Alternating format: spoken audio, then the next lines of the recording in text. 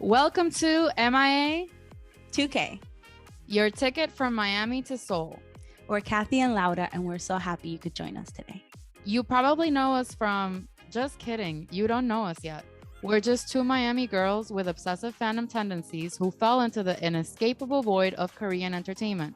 And we're here to share our insights and spill all the tea only grown fans like us can enjoy. We've done all the research and acclimating so you don't have to. Before we begin, please make sure you're following us wherever you listen to your favorite podcast. And if you love visuals like us, you can watch us on our YouTube channel. We drop episodes with our hot and sunny takes every week. Hi, guys. In today's episode, we're going to talk about our experience watching the Permission to Dance on stage concert. How many times? The world may never know. Actually, you will know. You'll find out because we're going to count exactly how many times we've each watched it. We also want to talk about our movie-going experience with the Permission to Dance on stage live viewing, Global Theater, whatever the name was from Weavers and Hive that is overly complicated for no reason. And we're also going to talk about our expectation for the PTD Las Vegas, which we're sadly not going to. But we have a lot of thoughts about how the members are enjoying the concerts and having the best time right now in their careers and just living their best lives with Permission to Dance tour, because it's a tour at this point. This will probably be a very animated video because we are talking about our favorite band. So if you want to hear some cute little anecdotes, maybe some jokes, keep on listening and watching. Yes. And we should mention that now Spotify has video. Oh, yeah. So we have started to upload our video component to Spotify as well, which takes about 6-7 hours, give or take. So we hope that you appreciate that you can see our faces on Spotify too. Today, we're going to have a quickie holding ourselves accountable to this fun episode. And we hope you guys enjoy just listening to us talk about the shame that we've brought upon our families. Because of our decisions. And if you ask us, how many times have you watched that concert or will you watch that concert? Our answer will be yes.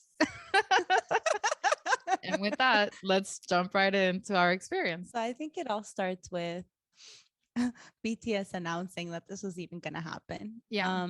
We obviously said we'll be there. Yeah. So BTS was doing 3 concerts in Seoul on March 10th, March 12th, and March 13th. So the ones on the 10th and on the 13th, we're going to have the option of live viewing from your home. And the one on the 12th was going to be a global theater experience. So everybody could watch the concert from the movie theater. So we bought tickets to the one where you could watch like at home. And we also bought tickets to the one where you could go to a movie theater.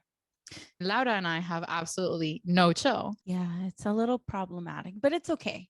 Is it? I don't think so. Not if you ask my husband. So the first one was March 10th, which is a Thursday. It's a work day. It was okay because it started at 5 a.m. 5 a.m. Yes. And I'm usually awake anyway, so it's not that big of a deal, except that this time it ended at 7:45. That's almost 3 hours. It was a bit much. Wouldn't change it for the world, but that's 3 hours. Yeah. I think we should also go back and mention, because I don't think people, like my dad asked me 35 times, like he's like, have you seen the show? And I'm like, how do I explain this to you? Like when artists go on tour, they go to every different country and they do basically the same show with the same set list. Right. But every time it's a different experience because things change, things happen. So we have watched this collectively. I mean, I'll say I've watched it now with the 3 times that I caught it this weekend, or 4 times that I caught it this weekend, 12 times. So the PTD tour, basically at this point, it's what it is, started back in October 24th was the first online experience. Then they have the replay, like the video on demand. So I watched that again because again, no chill. Then they had their concert in LA. So we went to LA, we saw the concert twice. We watched the day 1 and day 2 in person, which was life-changing. It was. I have, again, no chill. So I filmed the concert both days almost completely. I have a lot of footage on the phone. Like on the plane back from LA, I went through all the footage. So I basically watched both shows again. I'm counting that because I honestly did record probably 75% of both shows. She's not exaggerating. I'm not exaggerating. My camera was always out. So again, I watched that 2 more times. Then they announced Seoul. So, oh, sorry. No. Then they had day 3 and day 4. Day 3 was illegally live streamed, just girly things. So I caught like every live stream on Twitter and Instagram that didn't get shut down. For day 3, day 4 was paid. I watched it. I don't know if you did because it was your birthday. I didn't watch day 3 or day 4. Okay. So just me. And then now we have the Seoul experience, which was 3 days. And then they had the live viewing on the 10th and on the 13th, like we said. And for the day of the movies, Miami or Broward just so happened to have 2 showings at our movie theater. And I wanted to take my dad to see this because I'm like, he's never going to see a concert. And I kind of want him to like understand the experience. And my dad doesn't judge me. Like he for the most part doesn't, and he's just happy for me. So anyway, when Laura and I were buying tickets, I was like, Laura, I think I want to take my dad to the early showing and then I can go with you and your husband to the late one, because I just wanted to like, I knew I was going to be focused on him, and I figured he was going to fall asleep, and I just thought it was going to be like pena hashtag embarrassing. So I just didn't want to like go through that with Laura and her husband next to us. So I was just like, I'll take my dad to the early showing and then all of us can go later to the late showing. So I watched it on Saturday twice. And then I watched it on Sunday, which I almost didn't because I forgot to set my alarm. But I actually still woke up at 5 a.m, even though because the time had changed, it was already 6. So I missed an hour of the show, but it's fine. Cause again, what did I miss? I missed Jungkook's jacket breaking. That's what I missed. I joined right at the end of that segment. So, I'm sorry for my fault. So in conclusion, I've watched it 12 times, the same show, but differently. You know what I'm saying? That's exactly what I was trying to. Okay, so let's bring it back. When the notification came that they were doing the theater experience, I jokingly looked at Ryan and I was like, hey, would you want to go? And I thought he was going to say, hell no. But he's like, sure, I'll go. I might have left a couple of details out, which was not a good idea because it all came crashing down the day of the actual movie. Details like how long it was going to be. And yeah, like how long it was, almost 3 hours, how much money it was, almost $40. And the type of experience it was going to be. He thought it was going to be like Justin Bieber has come out with like movies of his concert, but it has been a movie, not like a live taping of the concert. So I kind of left a lot of details out, which came to bite me in the butt. But right before we were going to leave, I said, look, Kathy told me it's basically a concert. There's girls screaming, there's girls singing. You don't have to go. And he said, no, you spent money. I'm going. So that was the attitude that we had going into this movie theater. Which for anybody wondering if you should drag your husbands along or people that don't want to go, might not be the best way to introduce them to an experience with BTS concerts. Maybe a live stream at home might be more safe. However, I do like the fact that he kind of got the concert experience. Like Kathy was saying, like her dad and Ryan will probably not go to a BTS concert ever. So I feel like this was the closest to that they could get without going to an actual concert. And like I kind of wanted to share that with him because it's very different watching it at home in your couch in your pajamas and pretending you're getting high, but like not even like texting Kathy, oh my God, but like this is me. So it's different. Like there's the community aspect. So even though it might have been a little deceitful the way that I took him there, I don't regret it because at least he got to see something that I really enjoy and I wanted to share that. So again, we bought the tickets the day that they came out on sale. We were kind of concerned. We're like, is this going to be like Ticketmaster with the concert? Is this going to be like a scalper situation? Are people going to buy the tickets for resale? Like we need to like, so Laura was the one in charge of buying the ticket for the 3 of us. And then I was going to buy the one for me and my dad. And we were like strategizing. We were like, okay, do we think the South Beach movie theater is going to be like less intense and like, all the army? Cause there's more army in like Davie and in Broward County in general. So it's like, oh, maybe the theater in Broward is not a good idea because there's gonna be more army, more competition, more whatever. I was actually pretty surprised. I think we both were, that Cinemark had multiple theaters showing the movie at the same time. So they had two showings again, one at 4:30, one at 8:30, and they had 4 movie theaters at each of those times. So they showed the movie a total of 8 times at Cinemark and Davie. And then like if we go at 4:30, there's probably gonna be more children. If we go at 8:30, it's gonna be more like grown army. Like entirely way too much strategizing for what it was. I'm not trying to pretend that I'm a normal person. I'm not, just know that I'm not trying to like hold this facade that like I think I'm normal. I think I'm fucking crazy. It's been over for me. It's fine. It is what it is.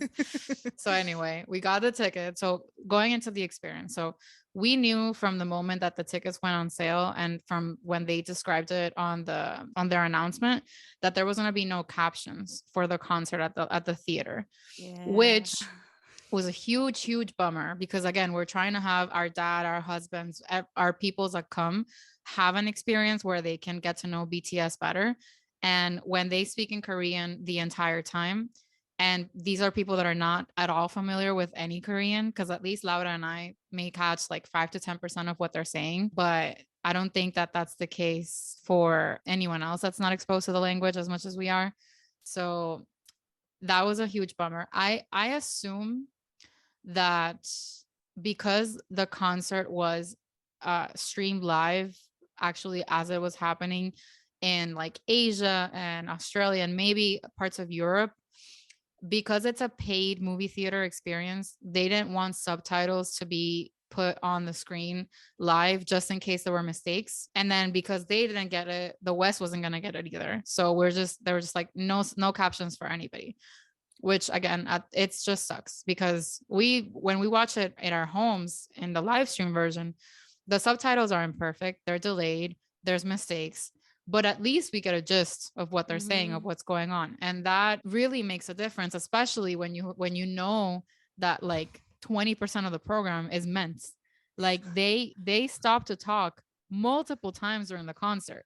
So it's not like, oh, it's like it was a one-time thing and they just like said, thank you for coming, goodbye. No, they take time to do roasts during the concert to be like, oh, you fell. Oh, you yawned.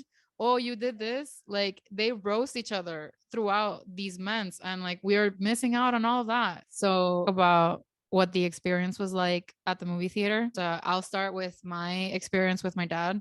So my dad knows probably like 3 BTS songs.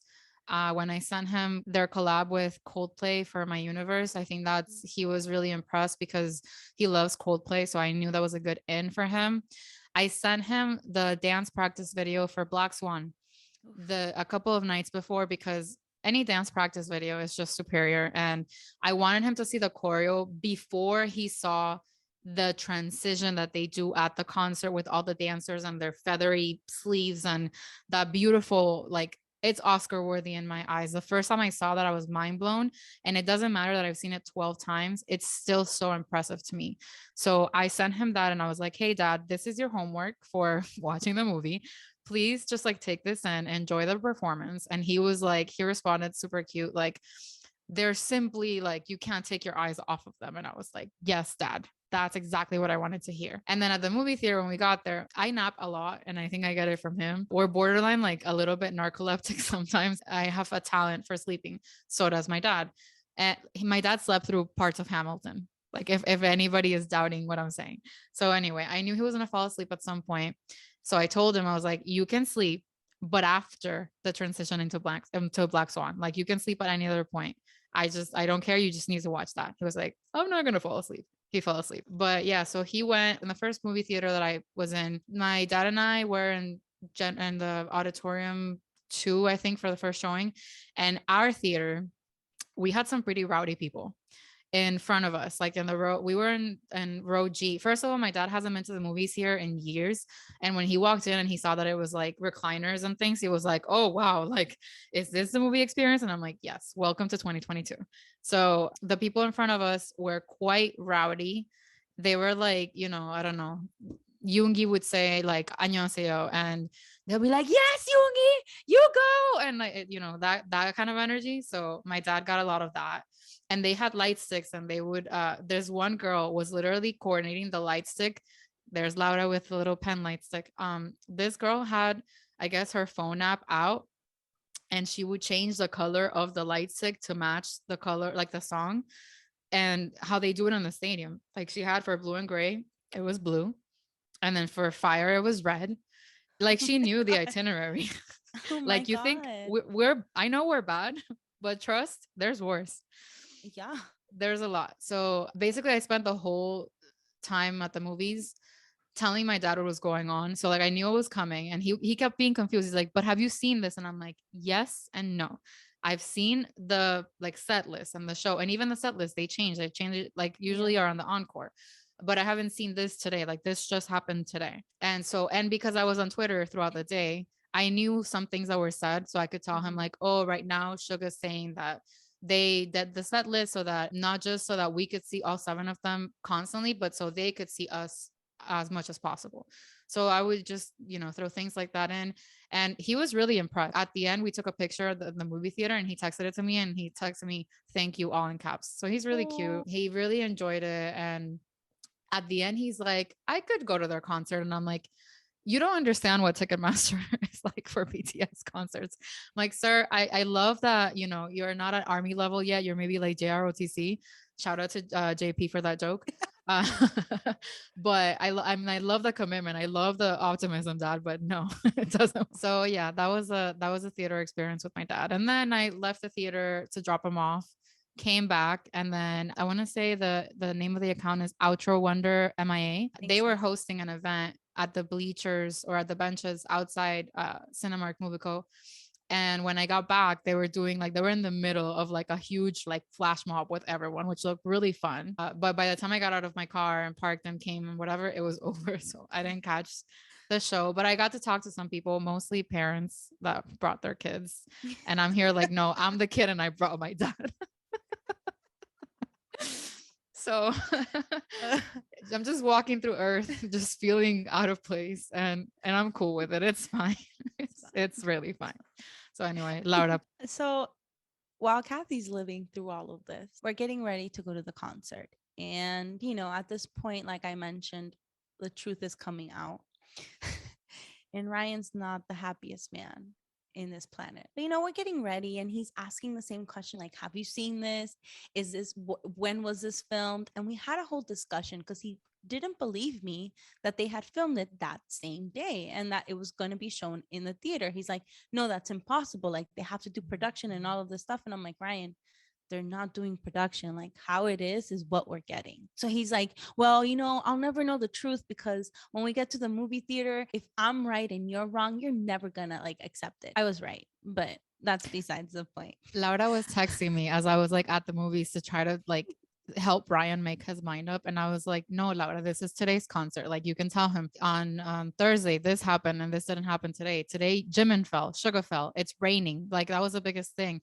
Jin wore something different at the end for men's and on his head. Like that's how you know when the concert is from. So we had like a whole little discussion. All the truth came out. I gave him his last chance of not going. He said, no, I'm going. You paid for it. And I'm like, all right, we're going. I wanted to do what Kathy did with her dad of like giving Ryan like a heads up or like telling him important things, but he's more of like a just watch it type of guy. So I started doing that and he's just like, let me listen to them. And I'm like, I'm sorry. I'm sorry for Okay, my Rosetta fault. Stone. Like, I'm sorry. Tell me what they're saying because I'm not aware, but okay. So, you know, we're watching the concert and I'm talking to Kathy and like I would look over and I saw that for the most part he was looking and he was listening. I saw him like close his eyes during the VCRs and the Ments, which is fine, but when they were performing, he was paying attention. So the movie ends and our theater I thought wasn't super rowdy. Like people didn't have the light sticks on. Just the girls next to me. Yeah, but they would turn it off when they realized the light was like too much. Like it wasn't. It took him a while. Trust me. I was this close to saying something, but I didn't because I wanted to be good army and just let her enjoy however she wanted to enjoy it. But it was a lot. It was a lot. They did eventually turn it off. Mhm. So they didn't have it on the whole time, which was appreciated. Yeah. But so I was like sandwiched in between Ryan and Kathy. Ryan comes out of the movie theater and he's like, I wish I could have listened to them, but really it just felt like I was getting a concert from the girl that was sitting next to me. She apparently sang every single song, the Korean and English parts, and it was a lot. I tell him it could have been worse because I thought the girls to your side were worse because they were singing, but they weren't screaming things like the girls to your side were screaming. But anyway, when we came out, that was his one complaint. And we were in the car on our way back because we live a little far from the the Cinemark. And on our way back, I like start playing a little BTS because once you come out of there, you have all the songs in your head. Mhm. And he was vibing. I don't know if he'll ever like accept this and say, yeah, I was, but he was vibing. He undercover knows a lot of songs. He just doesn't know he knows. Because I play him so much that if I put a song, he'll like hum to it or like he'll know certain words. And I think ever since the experience on Saturday, he at least gives me like a minute or two or listening to a song before he says, oh, change it. So I think it Interesting. was worth it. That's a big step up for me. Yeah. So I can attest to Laura's indoctrination techniques, and I don't even live with her. So if I lived there, it would I don't even know what I would be like. Like I would probably be dressing in like handboks and I don't know. I think I would be way worse. If I'm already this bad, I don't want to know what I would be like if I had Laura with me 24/7 with her brainwashing. like he low-key knows half of Kai's second mini album. That album's good. I think Is. that's if it ain't broke, don't fix it. Good job, Laura. Yeah. So I think that was a big plus. We came back yesterday from his parents' house, and again I put a little BTS because I don't remember why I did, but I just did. And again, like We we don't need usually permission to dance, Laura. we do not. We do not. But he usually tells me to change it, and like I think he listened to like two songs without telling me to change it. So that's a big plus. I call Nice. that a win. I don't think he would go to a concert like your dad, but at least he won't tell me to change the song. My dad's definitely a concert hoe, so it makes sense that he would want to experience it. And he loved like the Coldplay with like the bracelets and stuff. And I was like, oh, Coldplay takes that from them, like not BTS, but like from Korean concert experiences generally. Just a couple of things That's funny. additionally that I think we should talk about is the strength of K Army, Korean Army. Because if I had been there and Jungkook's jacket had burst, I would have been taken out by the Korean police because I would have been screaming bloody murder. It was admirable how from day one they stayed quiet. They really didn't scream. They used the clappers to the best of their ability. Namjoon said it best. He said, "Are your iron hands ready?" Because their hands truly and their legs, like even Tae was saying something about how they were using parts of their face to like clap. Like these women and some men, and even one that left his wife was at home, were very committed to letting BTS know that they were there and they were happy and that they were enjoying the experience. So K Army, shout out to y'all for just being the strongest soldiers. God really said these people will have a lot of strength because you do. Mhm. And the members just look really happy, and I was so heartwarmed by that. And I think because the audience couldn't scream like they usually do and couldn't sing, I think the members took it upon themselves to take their energy up to like, they're usually at 100 and they took it up to like 1,000. Because at one point I was like, guys, this whole part of the show is so you don't have to dance, but here you are like on a trampoline, like chill the fuck out. Like, I appreciate it, but like, It was everything. We know that for fans of BTS, Yoongi Suga is not one to expend his energy. He is very reserved with his output. but the way he was jumping around stage and singing and screaming and living his best life. I mean, typically for concerts, he does Yeah, that. yeah, He does get hype. He does get lit, but it was on another level for Seoul. yeah. Like you could Mm-hmm. tell that they were happy to be playing at their home. You could tell they were happy to be playing the Olympic Stadium after that literally their last concert before the Yeah. pandemic started. And just all of them, and the stability in their voices for all of them, despite how like hard they were jumping and just everything that they were doing, the way that they bullied Yoongi during his verses, It was and the everything. way that Tae was living out all his meme dreams, and the way that Jimin fell and then almost fell like every other second of the concert. Jesus Christ, it was just so great. Everything was great.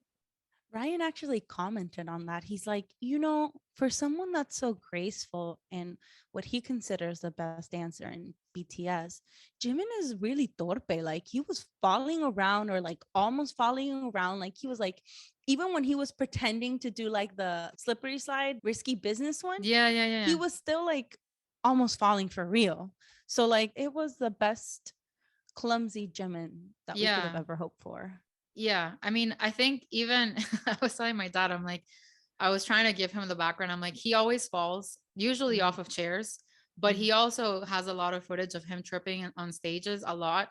I think it also has to do with the fact that he loves to wear boots with Yeah. heels so he can look taller. And that doesn't hasn't worked in his favor, but I think he would rather be fabulous and tall and fall than be Yeah. short. I think he's just Yeah. like, nope, antes muerta que sencilla. Like the Total. truth is the truth. So I was trying to tell my dad, I'm like, the members aren't even phased when he falls anymore because it's just part of the curriculum at this point.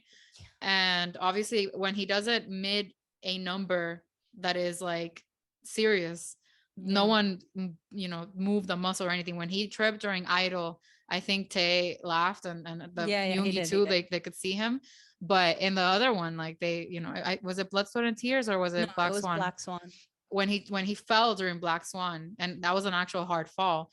It almost looked like part of it. Like I swear, It did look like part of my it. dad and Ryan and like BTS agnostic people would not have known that it was an accident because it kind of looked like it was part of the move. Yeah, yeah. And Jimin just played it off really well. He So did. He did. And when you mentioned the whole like JK and the jacket thing, that was like oh, the the when it bursting came button loose. thing.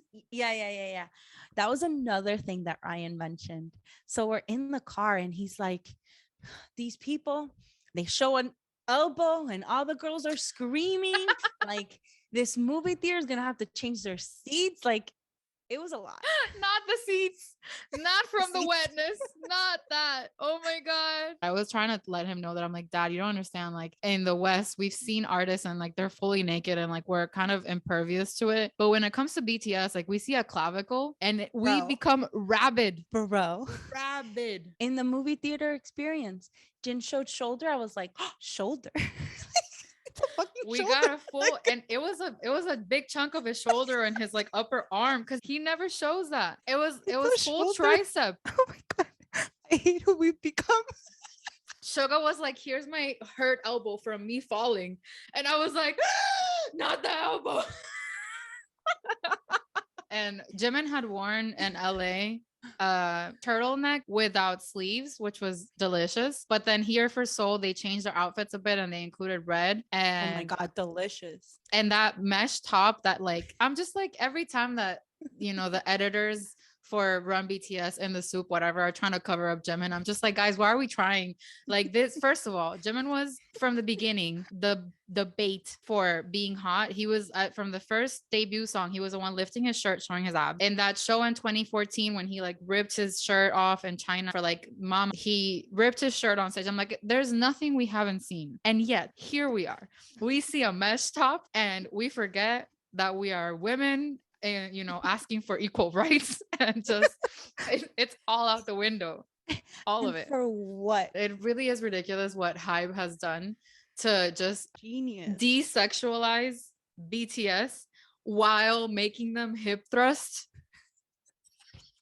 The math is not mathing. Like it's just not. And yet here we are watching it 12 times. For what? For what? Honestly. Oh my god. It's like they're such geniuses. They like started with sexualizing them because that's how they debuted. Like because No More that's what Dreams. everyone I'm sorry. does. Yeah. And then they managed to desexualize them. And then I now all they're of a like sudden slowly like forgot what Jimin's chest looks like. and then now all of a sudden they're like coming back because they're freaking almost 30.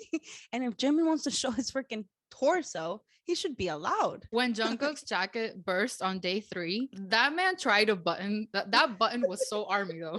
That button said, "I'm here for my people. I'm here to represent. Bora hey army." Boom. Like freedom. And, and Jungkook tried to button it like 3 times until I think he realized that the button was gone for good. That button that button said, "I'm sacrificing myself," kamikaze itself out of the jacket and was never seen again. And we will forever thank it for its service. Forever. A moment of silence for the button. Moment of silence for the realest button in the game. Oh, this episode is so unhinged. I love it. You know who else also really wants to show everything? Who? J-Hope. J-Hope wore sleeveless shirts. Cutout was like all the way here. Like those basketball shirts that are just like muscle tees. I think they're called like muscle tees. tanks. Yeah. He wore shorts on the first day, even though it was cold as hell. Like he's just out there. I'm sure he works for it. And he's on like, day "Hi." 3 too. And there's a video or a snippet of him like squatting where you can see like the shorts or underwear that he's wearing under the shorts. And it's a lot. And I'm here for it. They're men. Literally. They're grown men. Cookie's about to be 25. 25. Like yeah. Jin and Suga were 30. Now they're 29 again, but they were 30 for a second. Other moments that I wanted to talk about were I was very happy to see them happy because I think at times, especially when they were doing only online concerts, we could see that it was hard for them to keep up the energy while looking at empty seats in front of them or at cameras. Yeah. I can only imagine how crazy it is to go from performing for thousands and thousands and thousands of people, screaming your name, singing your songs in every country across the world, and then going and doing it in front of a bunch of cameras and lights and empty seats. And that really took a toll on them. And you could tell by the end, by the last online concert, like muster must have been really hard for them. And I think that's why the Hive tried to do like the screens, and they selected however many 100 armies to be on the screen so they could at least see fans enjoying it live. But yeah, it was a lot. So seeing them just happy, running around the stage, using up their energies to the max, jumping around like crazy, bullying each other, roasting each other. They really tried to make every show different. And there's an image in that section where they're on their little trucks and then they cross paths. Day 1, Jimin and Suga clapped hands. Right. Day 2, Jimin went like overboard to the point where he could have fallen out of the bus, and Suga did like a minimum effort hand out, and the hands never met. And then day 3, Suga tried to like extend to like the thing to Jimin, and Jimin literally just was like sassy looking back like, "I'm not gonna touch your hand."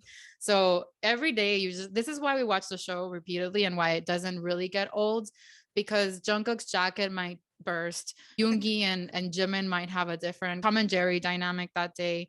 Jin will wear something different on his head and it'll be precious. Namjoon will start yawning and then Jin will be like, "Hey, yellowhead, why are you yawning? Go to the back and raise your arms like a kid in class." I'm finding out beautiful things about Korean education. Like I guess it's what they do to their kids. Yeah, they do. When they're still falling asleep in class. So great for me to know. It was just so good to see them so happy.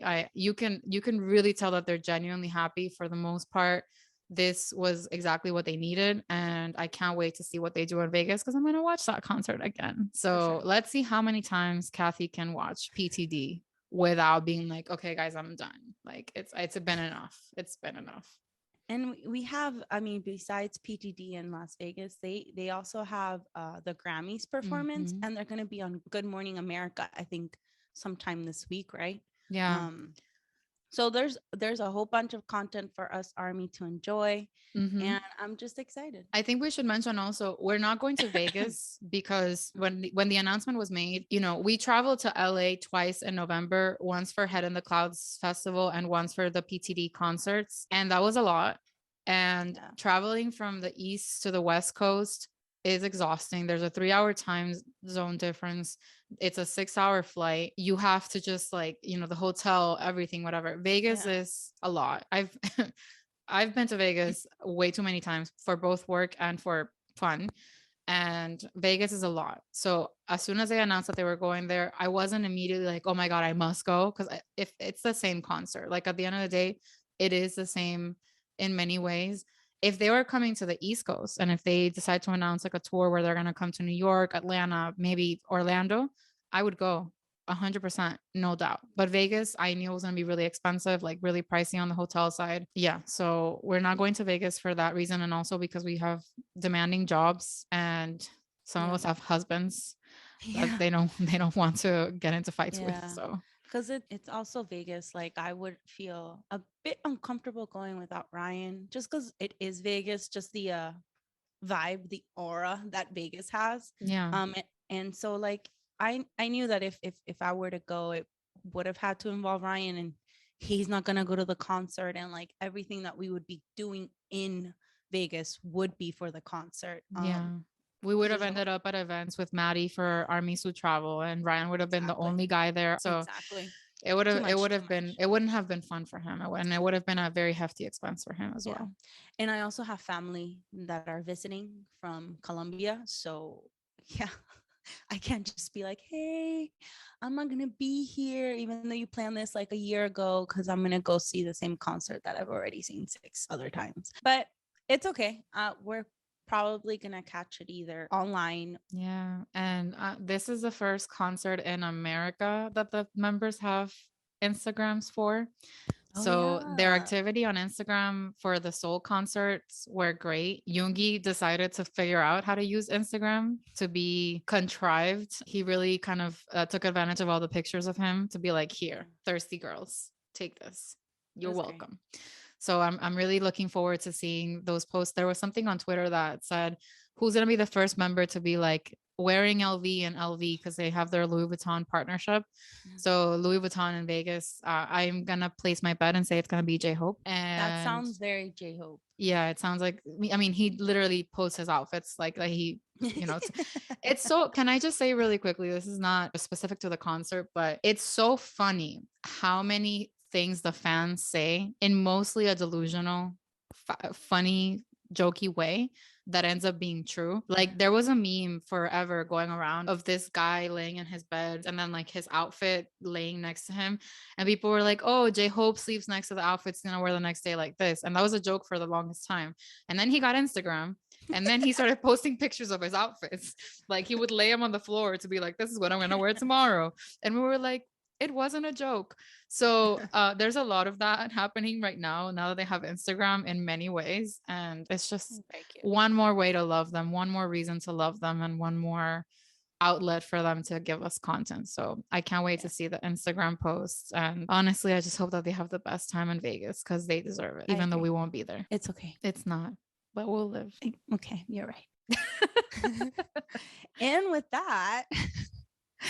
Thanks for listening. Thanks for watching. And yeah, thank you guys so much. And thank you for your reviews. Thank you for your subscriptions. Thank you for the follows. We're slowly but surely climbing up the ranks, and we're so happy that you guys are enjoying our content. And please let us know what else you want to hear from us. Thank you. Bye. Bye. Thank you so much for listening to this episode of the MIA2K podcast. We have lots of great content coming up ahead. So please don't forget to follow and subscribe to our show on Apple Podcasts and Spotify. And if you enjoyed our episodes, please rate us 5 stars. And for the real-time tea, follow us on Instagram, Twitter, TikTok, and Facebook by searching for @MIA2K Podcast. Dale. Bye.